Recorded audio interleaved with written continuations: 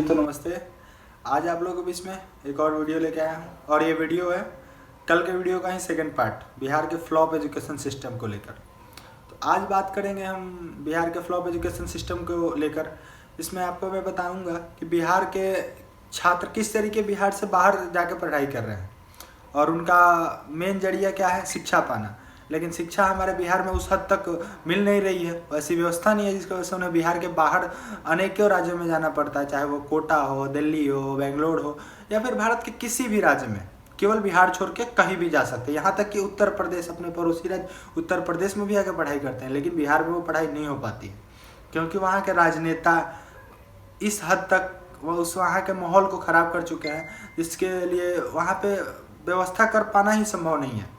और बात हमारी बिहार के जनता की भी है, उनकी भी गलती है, गलती सबकी है। और राजनेता उसी तरीके से उनका उपयोग भी कर रहे हैं, जिस तरीके से जनता डिमांड कर रही है उसी तरीके से उनका उपयोग कर रहे हैं। ठीक है, तो बिहार का एक छात्र जब बिहार अपने घर से किसी भी शहर में पढ़ाई करने जाता है तो उसको तो अपनी परेशानी झेलनी ही पड़ती है और साथ साथ उसके परिवार वालों को भी झेलनी पड़ती है, चाहे मैं हूँ या फिर कोई भी हो, जितने भी लोग हैं, इस सबके साथ ऐसा होता है। बिहार का जब एक छात्र अपने घर से बाहर निकलता है तो उसको ये पता नहीं होता है कि अब अगली बार से जब भी मैं घर आऊँगा तो मेहमान के तरीके से घर आऊँगा, या फिर 8 दिन के लिए आऊँ, 10 दिन, 15, जितने दिनों के लिए आऊँ, मेहमान के तरीके से घर आऊँगा। इस सब का दोषी कौन है? छात्र तो है ही, उसके परिवार वाले भी हैं, बिहार की सरकारें हैं।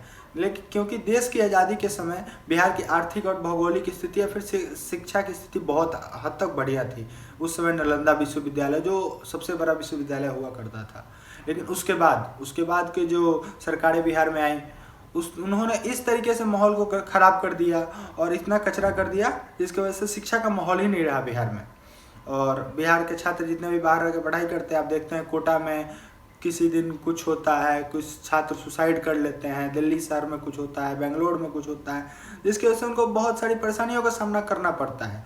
वो कोई भी हो, हम हो या कोई भी हो। बिहार के छात्र तो ऐसे भी हैं, प्लेटफॉर्म पे भी पढ़ाई कर लेंगे, गंगा घाट पे भी पढ़ाई कर लेंगे, एयरपोर्ट पे भी पढ़ाई कर लेंगे, रेलवे स्टेशन पे भी पढ़ाई कर लेंगे। उनको बस माहौल होना चाहिए वैसा। जो बिहार सरकार तो एयरपोर्ट और गंगा घाट जैसा भी व्यवस्था नहीं कर पा रही है उनके लिए, तो पढ़ाई क्या ही करे। ठीक है, तो ये बात रही हमारे बिहार का शिक्षा व्यवस्था को लेकर थोड़ी सी बात। बिहार का शिक्षा व्यवस्था का इस हद तक ले जाने के लिए जिम्मेवार आखिर है कौन? जिम्मेवार सबसे पहले जनता है, उसके बाद राजनेता है। जनता क्यों है? क्योंकि जब एक राजनेता का चुनना होता है तो सबसे पहले वो अपने जाति देख के वोट करेगी। क्यों? क्योंकि ये मेरे जाति का है, मैं इसको सपोर्ट करूँगा। क्यों? क्योंकि मुझे जब काम पड़ेगा तो ये मुझे सपोर्ट करेगा। काम क्या पड़ेगा?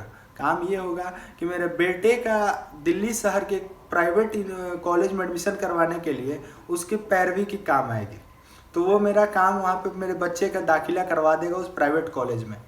तो आप उस राजनेता को ही क्यों चुन रहे हो जो आपके लिए एक बिहार में कॉलेज या फिर किसी भी शैक्षणिक संस्थान बनाने की मांग नहीं कर सकता है? तो आप उसको क्यों चुन रहे हो?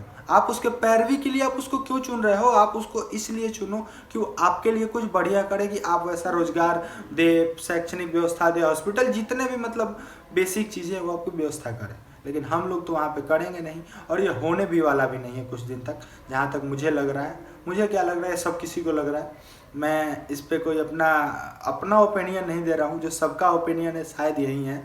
तो आप लोग बताइए कैसा है बिहार के लोगों को बारे में, कैसे बदलाव होगा, क्या होगा, आप कमेंट सेक्शन में ज़रूर बताएं। और अभी तो खैर बिहार में जातिगत जनगणना चल रही है, हो जाने देते हैं, उसके बाद देखते हैं ना बिहार का विकास होगा। जैसे होगा, जाति की जनगणना होगी तब ना पता चलेगा कौन किस जाति का कितना है, फिर उस जाति वालों का स्पेशल ट्रीटमेंट देकर उनके वोट लेने की कोशिश की जाएगी। बाकी लोगों का तो कोई भरोसा है नहीं, वैसे ही जीते रहेंगे। तो मिलते हैं आपको फिर नेक्स्ट वीडियो में, तब तक के लिए धन्यवाद।